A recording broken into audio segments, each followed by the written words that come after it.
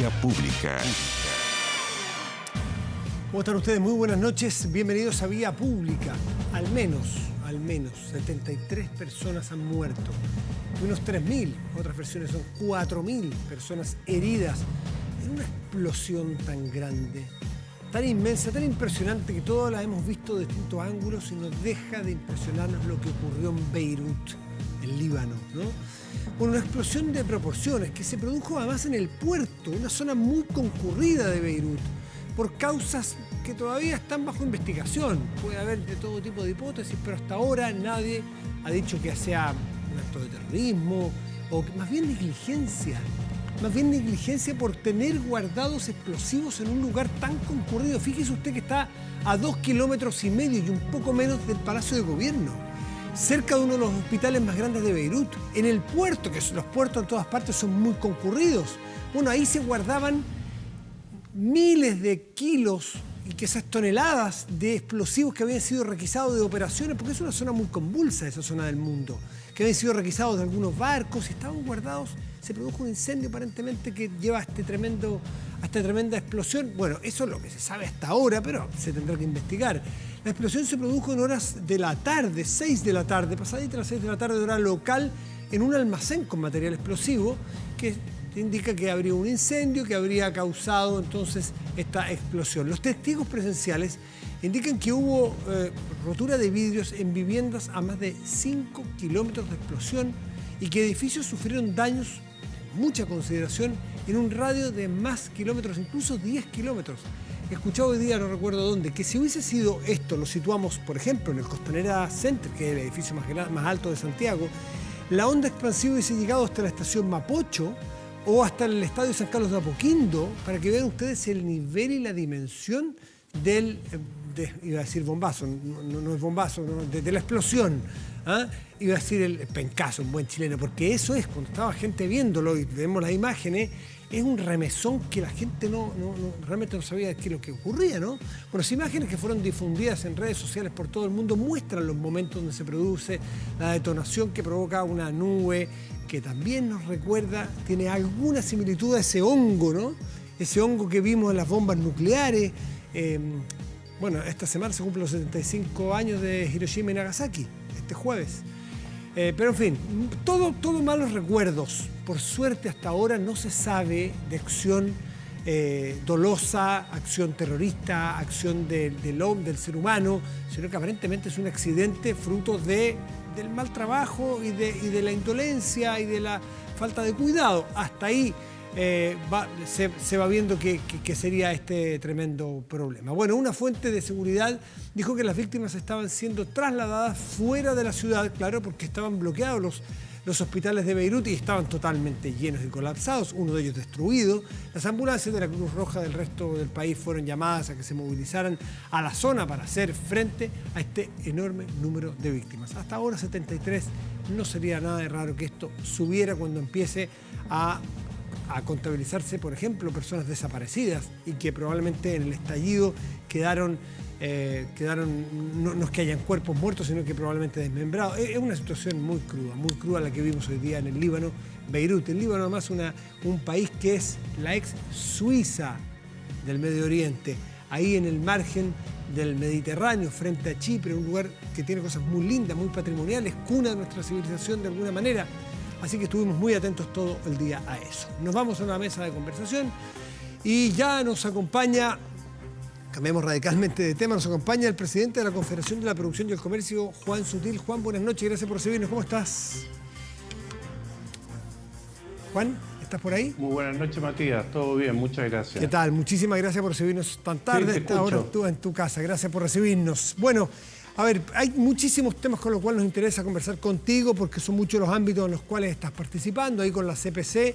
Uno de ellos es el paso a paso, este reintegro que está teniendo Chile porque está teniendo buenas cifras, buenos números que nos generan cierta expectativa de ir saliendo de la fase más oscura de la pandemia y que nos permite ir pensando en que es responsabilidad de todos rehacer la sociedad también desde los lugares de trabajo, porque hay mucha cesantía, hay mucho impacto económico y en lo laboral tiene que ir reactivándose. ¿Cómo lo ven ustedes?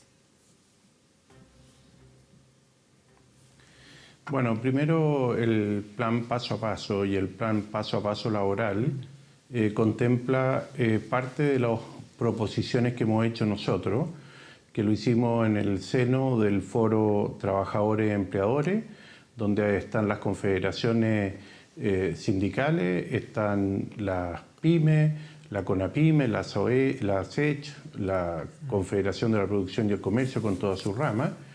Y hicimos una propuesta que dice relación con la importancia de tener buenos y muy robustos protocolos y también que estos protocolos sean validados, supervisados por las mutuales a lo largo de todo Chile y de todas las empresas. Y finalmente, una participación muy activa de los comités paritarios, porque toda empresa, por ley, que tiene más de 25 trabajadores, tiene que estar el comité paritario representado por los trabajadores y los empleadores. De esta manera, yo creo que es más posible retornar a una actividad segura, especialmente para las trabajadoras y los trabajadores, y también hemos hecho propuestas de aprovechar el transporte adecuado, como puede ser el transporte escolar, que hoy día no está en uso, y que puede ser también una medida de reactivación y una medida también de protección de aquellas personas que se tienen que desplazar. Y pienso, Matías, como tú indicas, que es muy importante en la medida de que la autoridad sanitaria y la autoridad de salud lo vaya permitiendo en función de las cifras que van mejorando día a día, y retomando la actividad. Por ejemplo, la construcción, hoy día hay más de 900 obras que están suspendidas en el Gran Santiago y que eso puede implicar 400 o 450.000 empleos que se pueden reactivar en forma directa, indirecta, rápidamente, en forma inmediata. Por lo tanto, es muy importante mantener todas las medidas de seguridad, los protocolos, el adecuado transporte, e ir tomando la actividad lentamente en la medida que eso puede hacer. Y por tanto, el programa Paso a Paso dice relación con eso y con las diferentes etapas. Y por otro lado también, como lo dijo el presidente en la cuenta pública, si en un momento dado las cifras indican que hay que volver hacia atrás, habrá que hacerlo, porque sí, al final lo más importante es la seguridad y la salud de todos los chilenos. Claro, pero las cifras están mejorando. Hay algunos que proponen ir un poco más lento, pero claramente estamos en positividad de 7,8%. Ayer 7,2%. En la región metropolitana hoy día tuvimos 470 casos nuevos.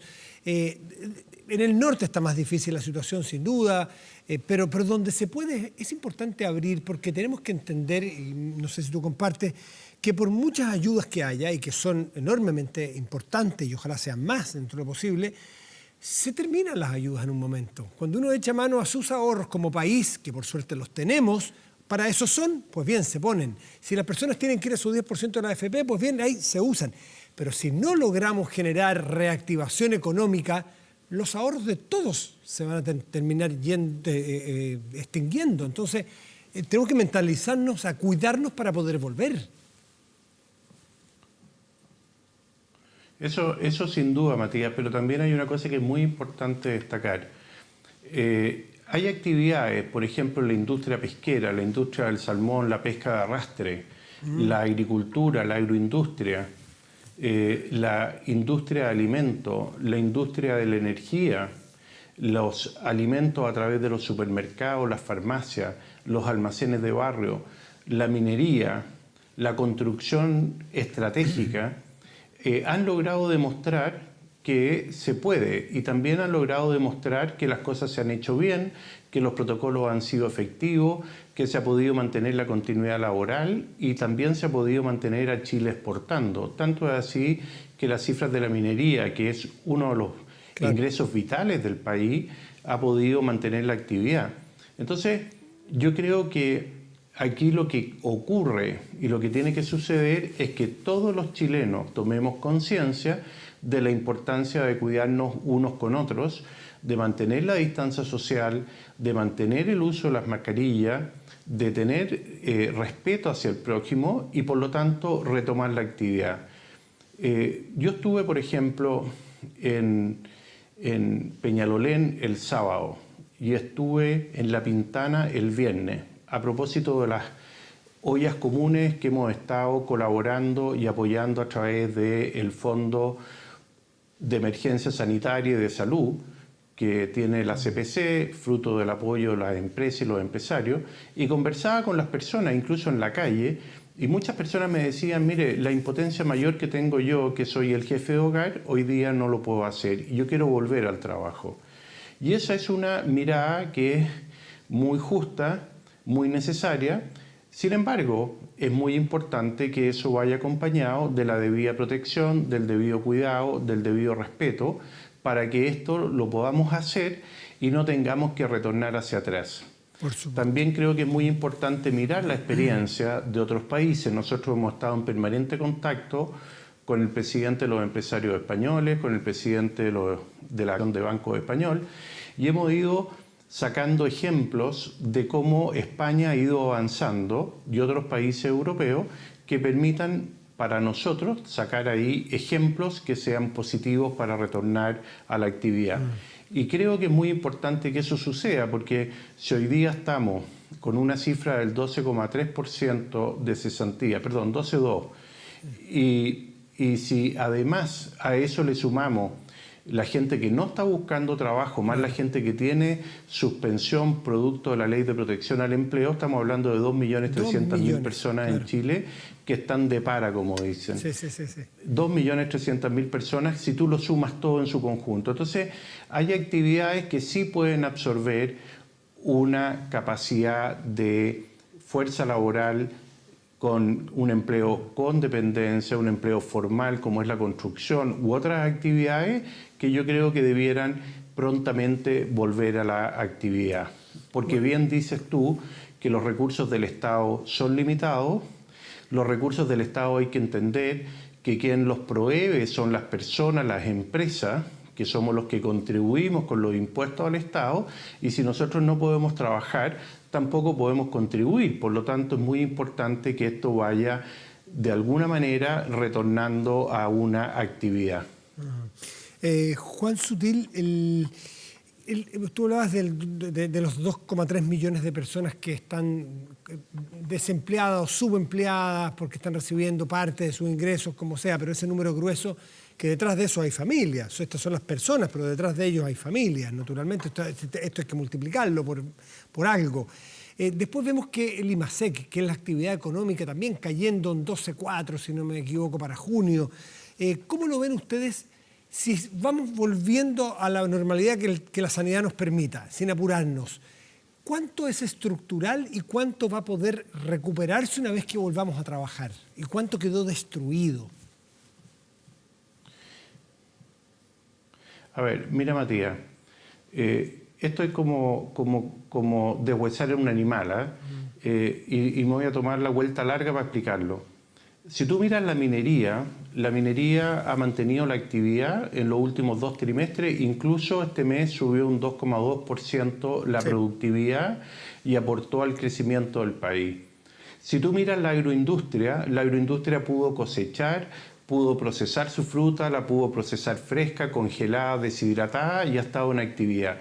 La industria de alimentos, tanto de consumo nacional como exportación, está en actividad.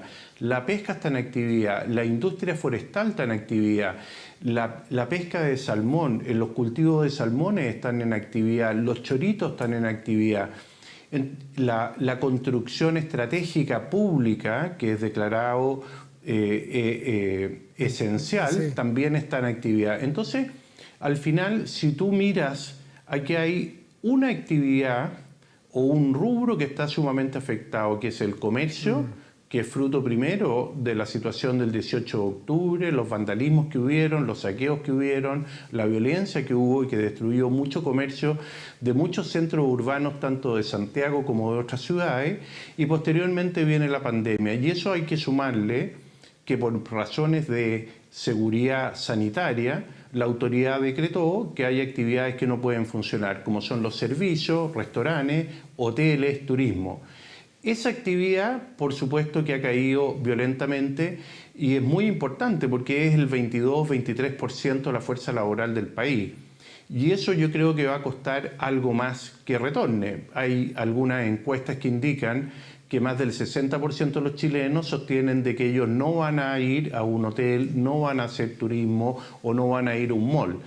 Por lo tanto, yo creo que ahí hay que tomar también algunas medidas específicas que permitan apoyar para que eso retome actividad.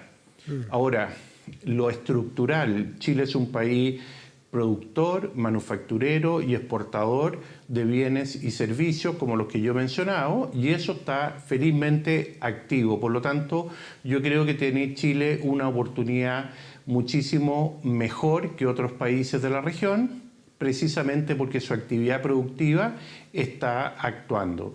Y creo yo que también, Matías, hay un factor que es muy importante, que es la estabilidad política, porque hay ciertas actividades que se ven afectadas por una inestabilidad o una falta de confianza política, precisamente por todo lo que estamos viviendo, y eso también es muy importante. Hay una cifra que es muy reveladora, por ejemplo, a marzo del 2020, el 86% de los permisos de edificación cayeron respecto a marzo del 2019, y eso no tiene nada que ver con el COVID y tiene mucho que ver con la inestabilidad política. Entonces, yo creo que nosotros tenemos que mirar esto en su conjunto. Tenemos un desafío sanitario, pero también tenemos un desafío político que asumir, y por lo tanto tenemos que hacer el proceso que nos corresponde y que ya está determinado a partir del 15 de noviembre, y yo creo que es muy importante que eso se haga en paz, con tranquilidad, sin violencia, y que se pueda avanzar en ese Chile 2.0.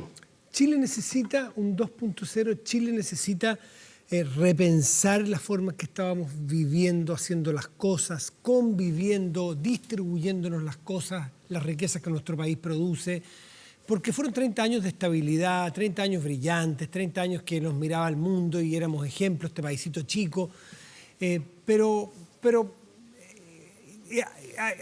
alguna crujidera se produjo en algún momento, que el tiempo lo dirá, la historia, los sociólogos dirán. Sí, pero pregúntate, ¿hasta qué punto tú crees que es necesario? Naturalmente guardando el respeto, la paz, los procesos, los compromisos, pero ¿Chile necesita un repenseque de cómo estamos haciendo las cosas, a tu juicio? Yo pienso que sí. Yo creo que nosotros cometimos un error como sociedad en su conjunto. Primero, nosotros los ciudadanos, por las autoridades que hemos elegido, y las autoridades por no haber tomado las medidas y acciones que corresponden. Chile entró hace más de una década a la Organización de Colaboración Económica, la OCDE. ¿Qué es lo que decían en ello? Decían, hace más de 10 años Chile tiene que hacer cambios estructurales en pensiones. Es imposible tener buenas pensiones con una cotización del 10% cuando los promedios de los países europeos o de la OCDE estaban en el 16, 17, 18% de cotización para contribuir a una mejor jubilación. Eso no lo hicimos. Por otro lado, nosotros tenemos hoy día un muy buen sistema de salud una vez que tú estás dentro. Yo he recorrido muchos hospitales a propósito de los apoyos que hemos hecho en la Confederación y en el Fondo de Emergencia Sanitaria, y resulta que tú ves los hospitales y la atención es muy buena. El problema es poder entrar a los hospitales y la cola que significa eso. Por lo tanto, yo creo que ahí también fallamos, porque nosotros podríamos, en algún minuto de la historia, cuando Chile tuvo prácticamente cero deuda pública, podríamos habernos en ese momento endeudado y haber mejorado mejor la salud y mejor la educación. Yo creo que también en la educación fallamos porque entramos en una discusión larga, muy ideológica, y que no ha resuelto el problema dentro de la aula, que es la sala de trabajo, la sala de estudio. Y creo yo que esas son las razones por las cuales también se generan ciertas inequidades, desigualdades, fruto de una buena educación o fruto de una buena salud. Y yo creo que ahí es el momento de volver a hacer el Chile 2.0, pensar cómo lo queremos ver hacia el futuro.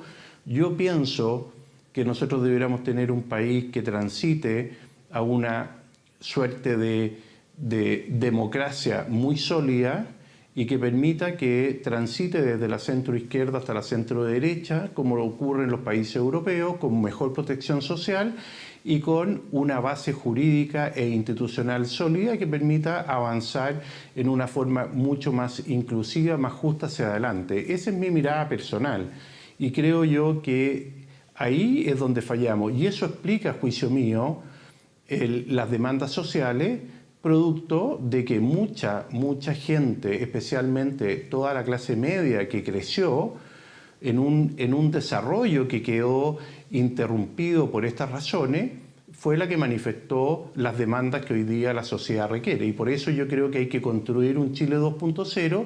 Ese Chile 2.0 tiene que ser en paz, a juicio mío, tiene que ser inclusivo y yo creo que además representa a la gran mayoría del país. A propósito de inclusión, Juan, para terminar, yo creo que lo que estás diciendo es bastante compartido por todos. Repensar Chile 2.0 con más justicia, más integración, en paz, naturalmente, no es opinión tuya, no me imagino a alguien que diga, mire, yo creo que hay que hacer esto, pero sacándonos la mugre. Eso sería muy poco razonable, no creo que nadie lo piense. Respecto del cómo integrarnos, y ese es probablemente el término más utilizado respecto de lo que ocurre en la Araucanía, zona que entiendo que tú conoces muy bien por faenas productivas.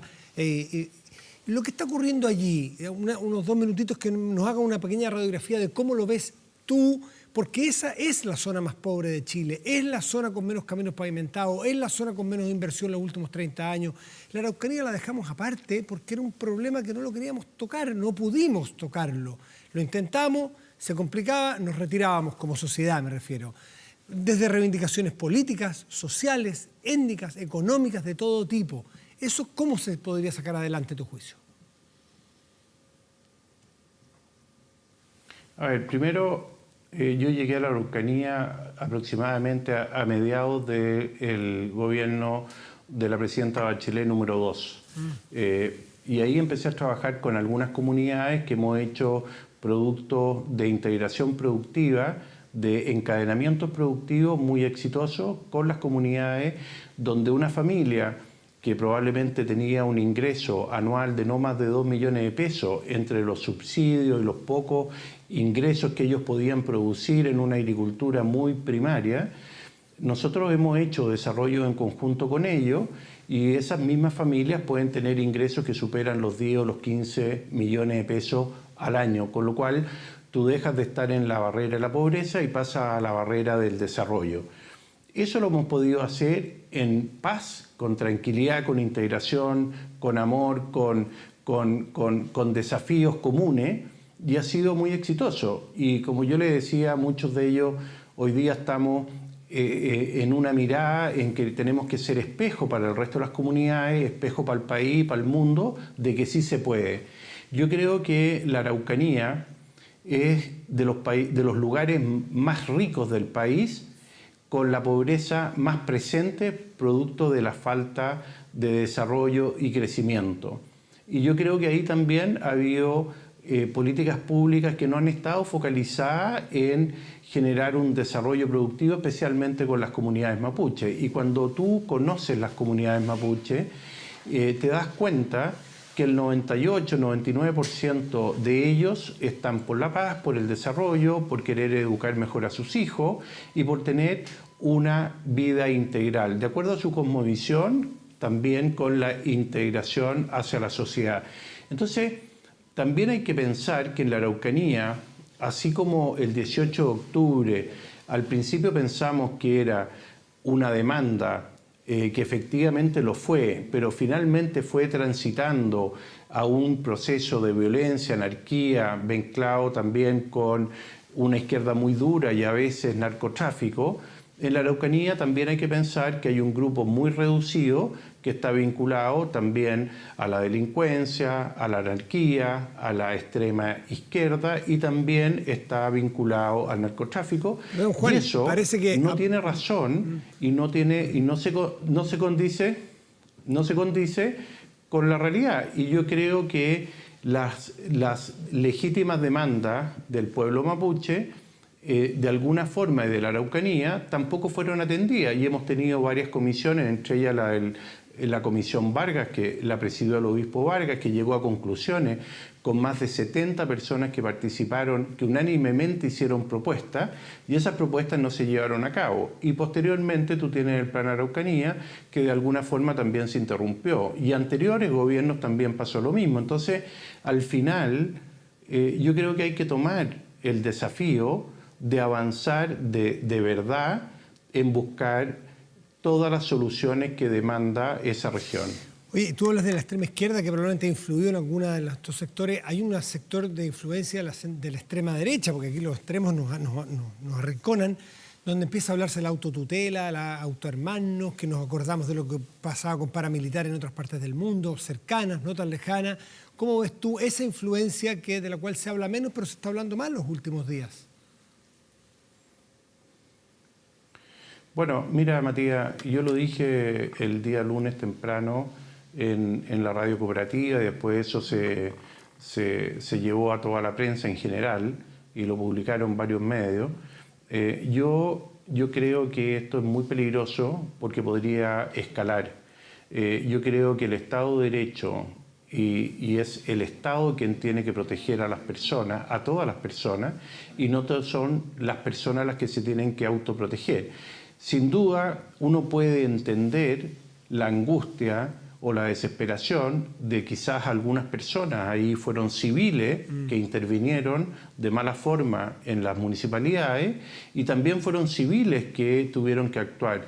Yo creo que eso es malo, de lado y lado. Yo creo que lo que tiene que haber aquí es diálogo, tiene que haber una búsqueda de soluciones, hay que poner esto en un espacio de tiempo para poder darle una perspectiva a largo plazo a las soluciones, porque no son mágicas, son mucho más complejas, y por otro lado también tiene que imperar el respeto, la autoridad, y tiene que imperar también la tranquilidad y la paz. Entonces, con esos elementos habilitantes yo creo que se puede avanzar. Y por otro lado, yo creo que hay que recorrer todos los esfuerzos que se han hecho en los últimos 20 o 30 años, están todos escritos, todos concluyen más o menos en lo mismo, en el reconocimiento de los pueblos originarios, en la necesidad de que tengan representación parlamentaria, en la necesidad de que tengan también una estructura de organización interna, que tengan también encadenamientos productivos, participación social,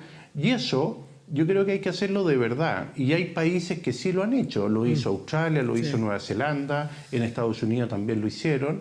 Y de alguna forma se resolvió, además con mucha fuerza y dignidad. Y yo creo que Chile va a tener que hacer eso. Juan Sutil, muchísimas gracias por esta conversación. Que tengan muy buenas noches. Buenas noches, Matías. Muchas gracias. Chao, chao. Hacemos una pausa y ya volvemos aquí en Vía Pública.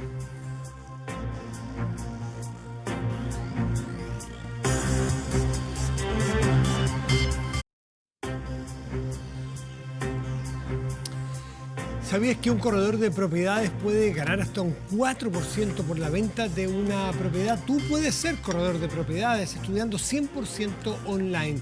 Colegio Inmobiliario te invita a su programa especial de capacitación. Tú puedes ser un corredor de propiedades exitoso. Más información allí en el www.colegioinmobiliario.cl o al fono 2321 00084. Y de inmediato tomamos contacto con otro entrevistado, un hombre bastante de la casa, don Samuel Fernández, analista internacional de la Universidad Central. ¿Cómo está, don Samuel? Muy buenas noches. Muchas gracias, encantado de estar contigo y en Vía Pública. Sí, pues tanto tiempo que no lo teníamos por aquí. Lo habíamos perdido por el coronavirus. Sí, pues, claro. Ustedes, su expertise son las cosas internacionales. Bueno, y no es bombazo, esta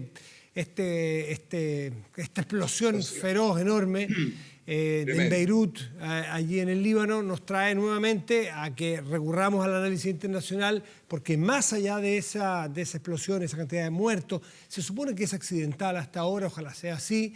Bueno, también es interesante echar una mirada a lo que ocurre en esa zona del mundo, en ese país en particular, que era la Suiza del Medio Oriente, que está en procesos políticos, económicos y sociales muy complejos desde los 70, la fecha se puede decir.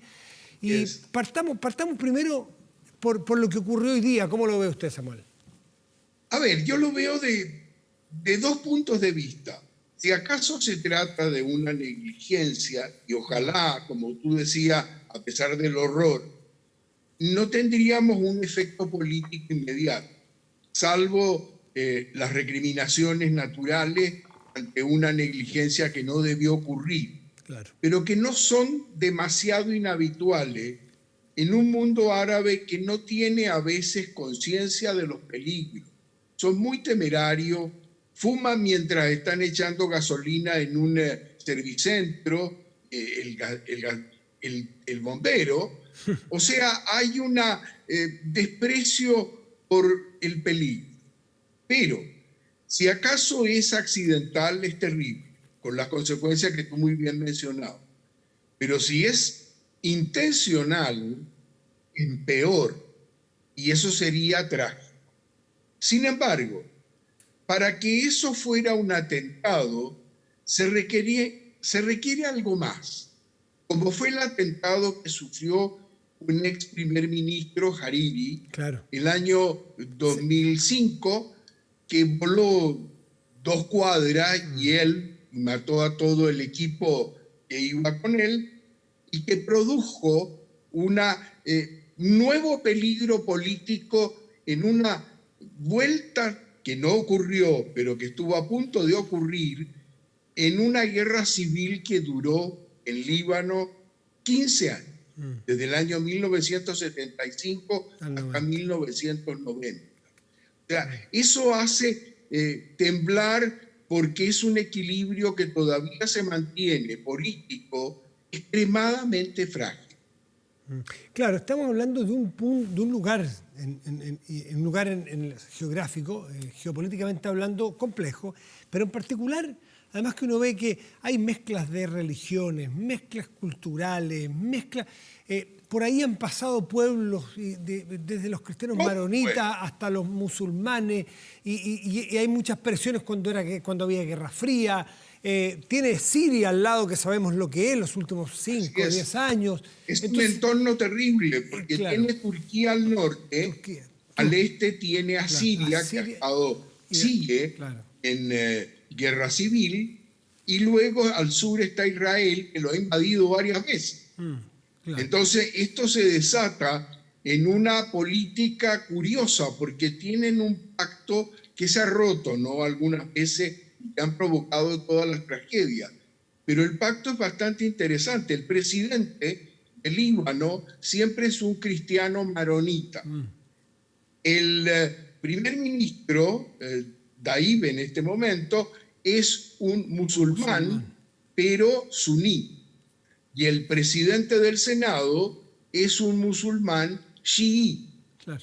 Pero tenemos 19 comunidades religiosas, étnicas y demás, que hacen un equilibrio muy peligroso, y que cualquier detalle que provoque, entramos o se puede entrar en una guerra civil como esa que duró tantos años. Ya, bueno, y la crisis y la crisis económica que está viviendo en este momento, y la crisis social, bueno, hace que ese equilibrio entre sunitas, chiitas, cristianos, maronitas, pierda solidez, esa suerte de alianza tácita que existe, y cada uno quiera arrancarse con los tarros, de hecho, de buena forma, claro. y los tirones hacen que el país explote. Pueden hacerlo. Y del 75 a la fecha ha explotado varias veces, y ahora estaba pasando por un momento muy complejo de convulsión social. Muy difícil en razones económicas, la misma pandemia,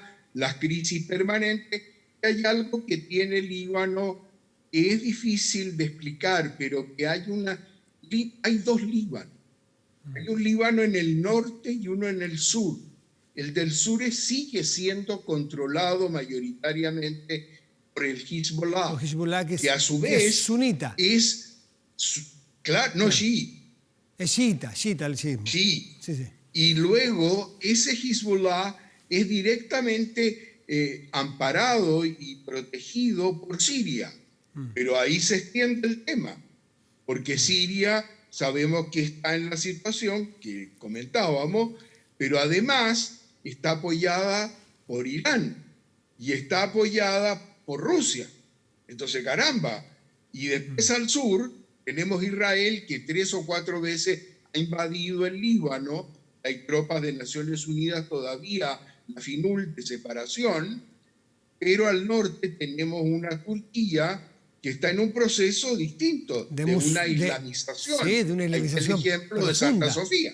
Claro, Erdogan está hace mucho tiempo, primero, eternizándose en el poder, aparentemente, como les gusta a muchos, claro. y con un proceso de radicalización islamita muy profunda en la sociedad, que es una sociedad bastante, la turca, bastante occidentalizada, bastante poco es religiosa. laica. Es laica desde claro, Ataturk. Desde Ataturk, claro. Y ahora Pero están, de eso queda poco, ¿no? Va islamizándose cada vez más. Entonces, por otro lado, está una Turquía al norte, el Israel al sur, que ya sabemos los líos, y cuando lo ve conveniente avanza sobre el Líbano, y el resto de los problemas mayores, porque están las grandes potencias. Estados Unidos apoyando al Líbano, de hecho los comentarios de Trump han sido más o menos buscando una conexión con algo de atentado. Sí, bien desafortunado, bueno, bien típico de Trump, o sea, con poco tranquilidad de esperar los hechos. Dice, la información que yo tengo es que aquí hubo acción de terceros, dice un poco. Por supuesto, es que es la información que él hace para decir, yo controlo el mundo, no se me escapa nada, y además yo soy el que lo puedo salvar. Pero en plena elección, entendamos. ¿Sí? Eso para los estadounidenses puede significar, para nosotros lo miramos con mucho más lejanía y con mucho más frialdad. Pero lo lamentable, Matías, es que es un país, como tú decías al comienzo, precioso y que tiene una similitud con Chile. Es un Chile comprimido. ¿Sí? ¿Por qué? Es exacto, porque el paisaje es el mismo. Mire. El sol aparece por la cordillera Nevada. Pasa por el valle y se pone en el Mediterráneo que queda al oeste. Claro, claro. Entonces, esa imagen es muy parecida a lo que tenemos en Chile y estamos acostumbrados por una cordillera en el lado oeste. Y luego tiene esta división política tremenda, pero hay un valle en el intermedio entre Beirut y Damasco, que se pasa la cordillera, que no es muy alta, evidentemente, pero que es el valle del Baalbek. Es una maravilla, donde están las ruinas de uno de los lugares más significativos del mundo, de uno de los templos fantásticos de la época romana. Y luego tenemos el Sidón y Tiro más al sur, y luego Biblos al norte. Y luego hay una caverna de kilómetros maravillosa de millones de años, con un lago interior dentro de la caverna. Bueno, tiene todas las bellezas imaginables, pero desgraciadamente es un lugar que no produce demasiado. Tienen los hombres más inteligentes del mundo para los negocios, y esto se ha visto afectado por un pésimo lugar rodeado de los grandes problemas mundiales, con un antecedente adicional. Como tú decías muy bien, por allá ha pasado todas las civilizaciones. Claro. Y eso ha dejado una marca indeleble en algo que es muy sectario. Y son demasiadas comunidades que están pegadas con alfileres. Uno saca un alfiler, se desmorona el edificio. Samuel, solo pensar que en el siglo XX pasaron por el fin del Imperio Otomano en la Primera Guerra Mundial, ¿no es así? Claro. Luego colonia francesa hasta el 45, un país que solo se independiza el 45, entonces estamos hablando de solo en un siglo, estamos hablando de culturas milenarias. De todo. Solo en un siglo pasando cosas de ese nivel de impacto. Entonces, tendrá que ver con que es un país joven. Es un país muy joven desde la independencia, si no han pasado 100 años de antes. Entonces, quizás también es un país que está en formación y eso puede explicar estas inestabilidades que se producen con guerras civiles. Sin ninguna duda, pero no lo han dejado desarrollarse convenientemente. Y este daño de lo que se ha producido hoy, además del destrozo de una ciudad que logró reconstruirse, muy similar a las ciudades francesas, quedó maravilloso Beirut, pero desgraciadamente es todo tan chiquito que ha dejado esta enorme destrucción. Pero además tenemos que considerar que va a haber una paralización adicional, porque ha sido muy cerca del puerto o en el puerto, claro. en la costa. Por lo tanto, ese puerto que es la gran salida de todos los productos hacia el Mediterráneo, no solo de los propios libaneses. Ellos sacan pocas cosas ellos, pero de Siria fundamentalmente y de otros países más lejanos salen por allí al Mediterráneo. Entonces hay una integración muy activa. Y este puerto va a quedar paralizado. Sí. Entonces, o se aprovechan políticamente para crear un problema adicional en un momento en que ya están en el suelo y muy mal, esto golpea terriblemente. Ahora, pero ¿qué le falta al terrorismo? Que sería lo que, a mi entender, es poco probable, aunque sí hay antecedentes terribles. Intentamos, los bombazos allá fueron permanentes. Pero ¿qué es lo que le falta a mi juicio? Le falta el objetivo. Porque a pesar de la mortandad y la destrucción, no ha habido un blanco político, si es que fuera un ataque terrorista como lo que en Líbano acostumbra. Ahora, si es un acto simplemente de terrorismo para matar al que pase por allí, lo han logrado maravillosamente. Espero que no sea esa la causa. Sí. Por último, Samuel Fernández, hay un factor que no hemos tocado, que es la desigualdad. Nos recuerda a muchos países de Latinoamérica. O sea, tiene unas partes preciosas, de mucho lujo, ¿no es cierto? Son zonas que parecen París. Pero usted cruza la calle, y esto en Latinoamérica lo tenemos, pero al por mayor, hay una pobreza de campamento. Entonces también ahí se explica por qué esa inestabilidad en los últimos 40 años. También allí culpando también a clases políticas que no se preocupan de la pobreza y, en fin, de los problemas sociales. Es una historia que nos suena muy latinoamericana. Sí, y con mucha corrupción. Mucha corrupción. Porque allí hay fortunas incalculables, pero que se hacen por el tráfico de cosas y el tráfico comercial, de buena o mala manera. Pero es un país esencialmente que vive del comercio y lo hace muy bien. Y eso se va a ver terriblemente afectado. Entonces es un golpe demoledor, aparte del drama obvio, humano y material de esta horrorosa explosión. Samuel Fernández, un gusto tenerlo de vuelta aquí. Ojalá que podamos volver a conversar no en temas dramáticos como este, sino que tratar de que sean cosas un poco más luminosas y más interesantes. Es de esperar. Más optimistas. Un abrazo grande, Matías, y muchas gracias. Que esté muy bien, Samuel. Buenas noches. Gracias como siempre. Buena. Pausa y volvemos aquí en Vía Pública.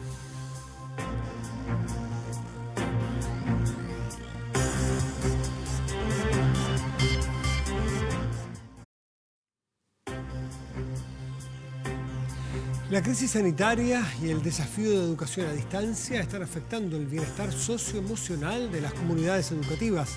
CELClass es una plataforma educativa de aprendizaje socioemocional que ofrece actividades, contenidos y herramientas para gestionar la convivencia de educadores, estudiantes y familias. Más información en www.webclass.com, líder en tecnología. Vamos a la pantalla y revisamos allí nuestro portal de noticias 24horas.cl, que en este momento está encabezado por este siguiente tema. Tiene que ver con, por errores del bono clase media, quienes no lo devuelvan arriesgan cárcel. Lea los detalles, si usted es de las personas que, no se había dado cuenta o no sabe cómo hacerlo, bueno saberlo para que no tenga problemas después de cómo hacer esa devolución. Ya, revisamos la temperatura. Los termómetros en este momento en la región metropolitana marcan 9 grados y está el cielo despejado. Para mañana y pasado, en esta misma región tendremos el siguiente pronóstico. Bueno, está igualito, parcial para mañana y pasado, y con 18 grados de máxima probable. Revisamos qué ocurrirá en otras dos regiones del país, por favor. Ahí tenemos Coyhaique, región de Aysén, estará nublado y una máxima probable de 6 grados. Y en La Serena, región de Coquimbo, tendremos cielo parcial y una máxima probable de 17 grados. Retrocedamos en el tiempo a 1901. Escuchamos a este señor, que hoy estaría de cumpleaños. ¿Sabe quién es? Claro que sabe quién es, ¿no? ¿A quién no le suena? Cuando aparece el nombre de Louis Armstrong, se refiere a esa imagen, ¿no es cierto? El gordo de la trompeta. se nos viene a la mente el jazz. Satchmo, yo no sabía la verdad o Pops, así era conocido popularmente este gran artista, considerado el más importante de los representantes de esta corriente musical en toda la historia.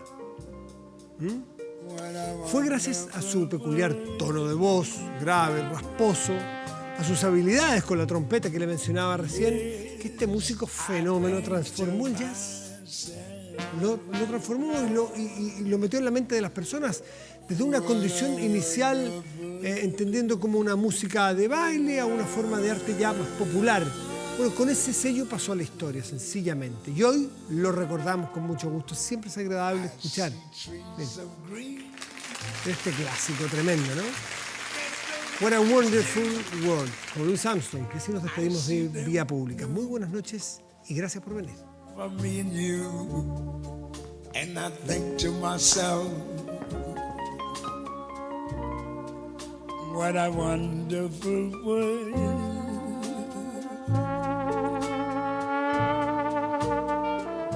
I see skies of blue, clouds of white,